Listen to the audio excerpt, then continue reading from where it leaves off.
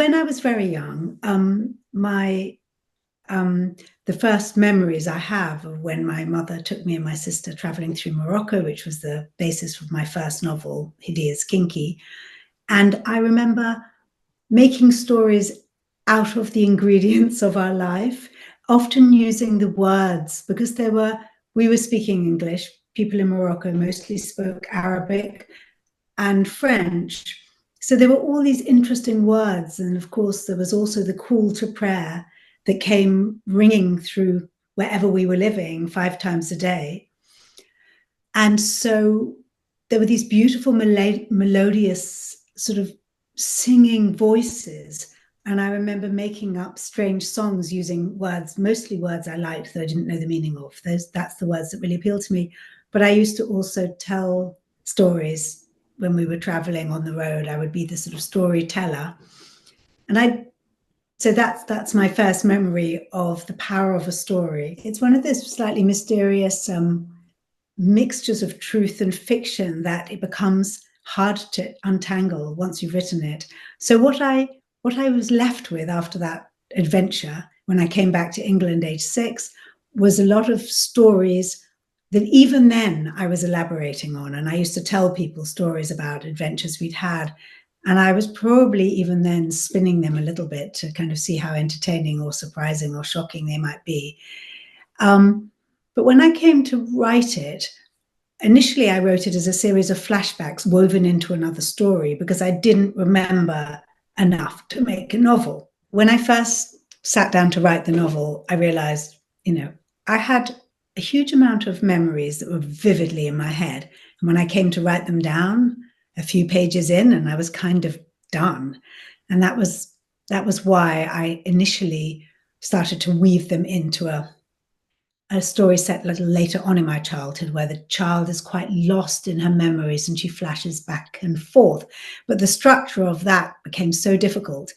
I ended up going on a creative writing course for a few days, and I got some advice from the tutor, which was, this is a good story. Start at the beginning, tell the story to the end. Stop with all this back, forward, here, there. And I said, but I can't do that because I don't remember enough. And she said, it's a novel, make it up. So that was the beginning of a kind of permission that was given to myself, which I then gave, which was given to me, which I then gave to myself, that I didn't have to remember exactly what happened, but what I did need for myself was to capture the spirit of the adventure. So I started the book again. And when I got to something that I didn't know, well, actually, it was the other way around. I had a kind of stepping stone guide of things I remembered, and I tried to swim from one stone to the next. Sometimes when I got there, that little anecdote didn't really fit. And so I would just kind of keep paddling until I started to believe in the story I was writing.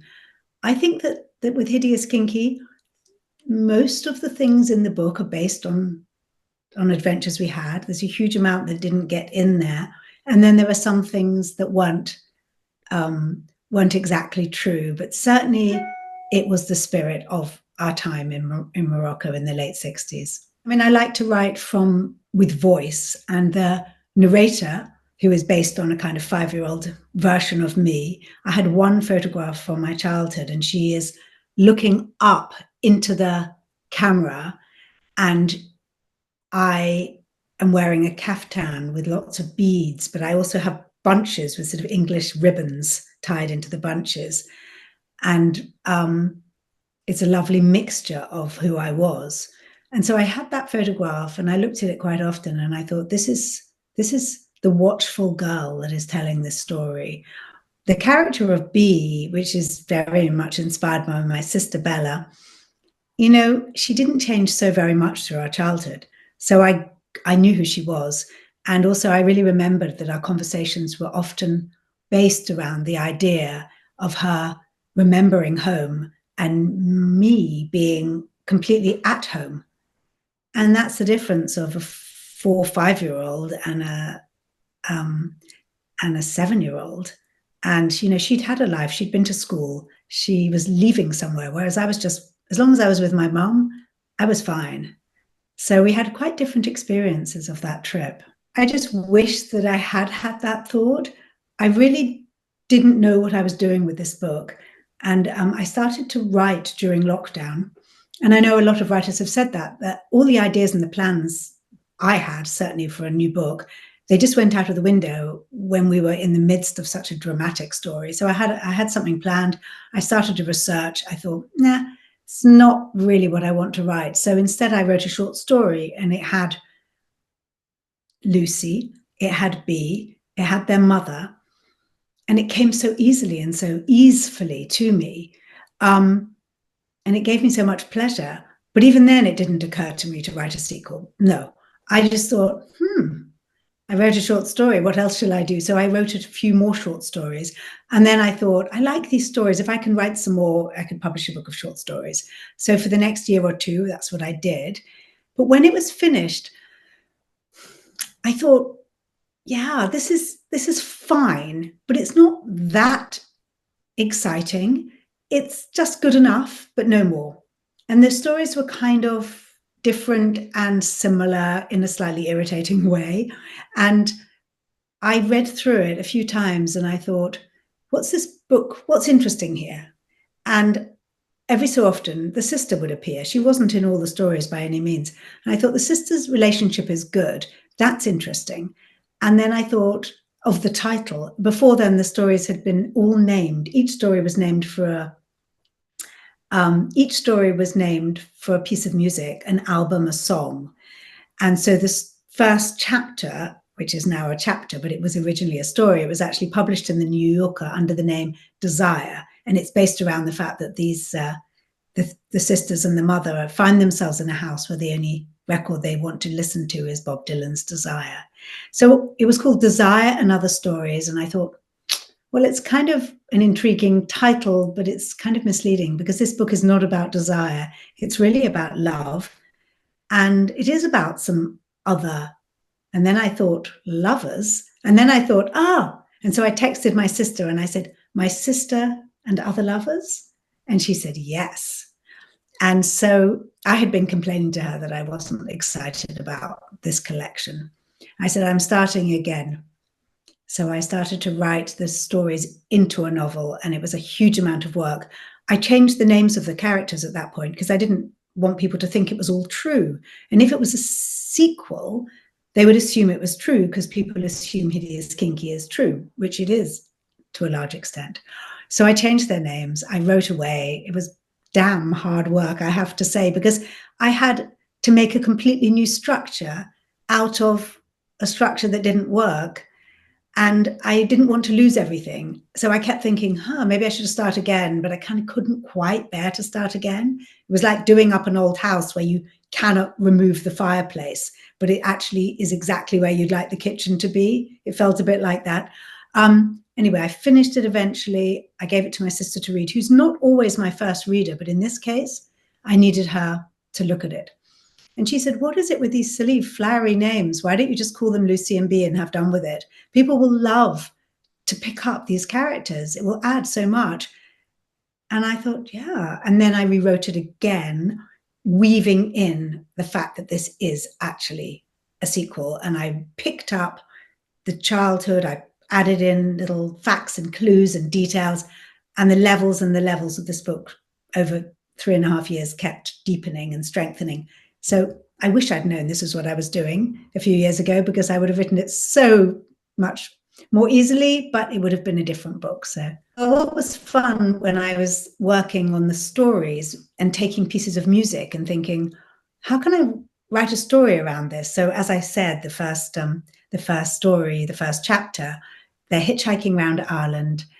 They've gone to Ireland to visit the mother's parents.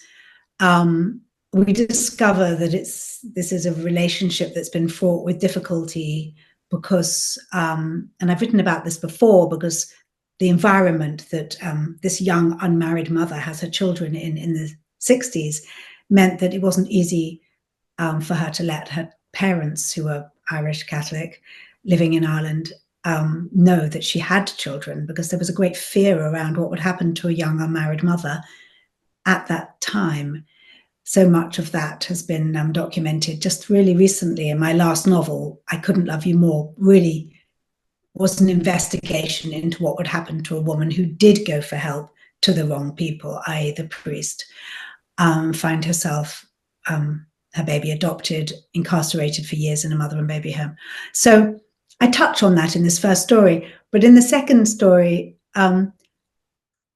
yeah, actually, it's interesting thinking about it now, because I found ways through music initially of writing about things that I'd often wanted to write about, but found it very difficult to know how to grapple it. So the second chapter in the book involves another family that both the girls are very involved with and are involved with on and off through the whole book. And there's a lot of death in this family, but I was able to sort of get to it by the death of Elvis, who happened to die the year that chapter is set. So I kind of wove my way through, and then there's a chapter set in a communal house in Sussex, something that I did experience, and I used the Fleetwood Mac album Rumours that was that came out that year, and that was, as most people of my generation know, just a huge moment that everyone remembers where they were and how they listened to it and where they first heard it. So I had a lot of fun with that. It's fun to have a little one. I love to have children in my books. I find it very easy to kind of grasp a child's character in my writing. Most writers have things that are really easy for them and things that are really difficult. For me, dialogue and children are things that come easily to me.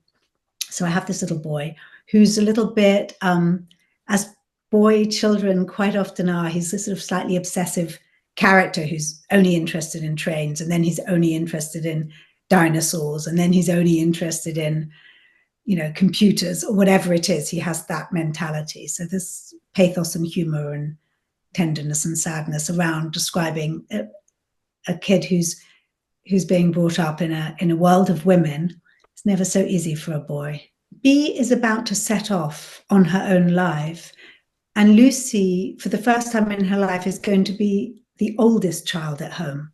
And actually, I didn't know I was writing about that when I began, but that really gave me pause for thought. I thought, this is such an interesting moment in a child's life. For me, it was interesting. I have 3 children who've all had that experience where suddenly they are the oldest. It's like they've been promoted to a different role in the family. And I'm very interested in the family roles, the birth order, the way people take up oxygen, depriving others of oxygen. And when they leave the room, people, you know, their shoulders broaden and they think they're going to be lost, or Lucy thinks, who will be interested in her if she's not Bee's sister? And then she finds, she meets whole brand new people who haven't even heard of her sister. So it's kind of a bittersweet moment in time.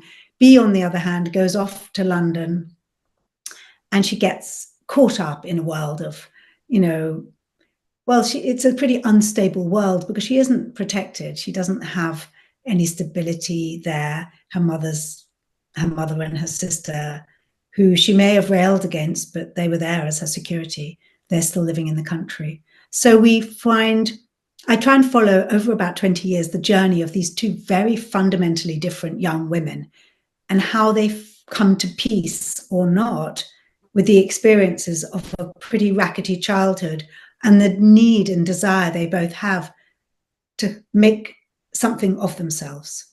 I think sometimes I might go down an avenue of something that was based on an incident that happened, and I think that would be really interesting to write about. I have to look for the theme within it, because often it's not interesting. It occurs to me as I'm writing and writing to just tell, and then this happened, and then this happened. So I'm like, what's the story really about? And I think, oh, I need to get rid of these characters. I need to get rid of the fact that that goes wrong. It's not actually relevant. The story is actually about, you know, dishonesty or secrets or love or loneliness. So I felt very strongly, because each chapter is a still, I hoped, to create a kind of almost self-contained world. And sometimes there are big jumps in time. I had to be quite ruthless with what felt like an irresistible little red herring. I was like, it's not helpful. And I would quite often have to cut right back on something in order to get what the story was about. Or on the other hand, I would think this is true, it is recognizable, and someone's going to be really hurt or pissed off. So then I would have to go again. I need to disguise this. I need to lose this without throwing the whole story out. And then again, I think, well, what's it about? And then I'd think, well, it's about trauma or it's about PTSD. It can be any detail as long as I don't lose the initial sort of heart of it. So I worked a lot with this material and, tried to mold it to suit my needs, but without the shard of glass cutting too damn deep.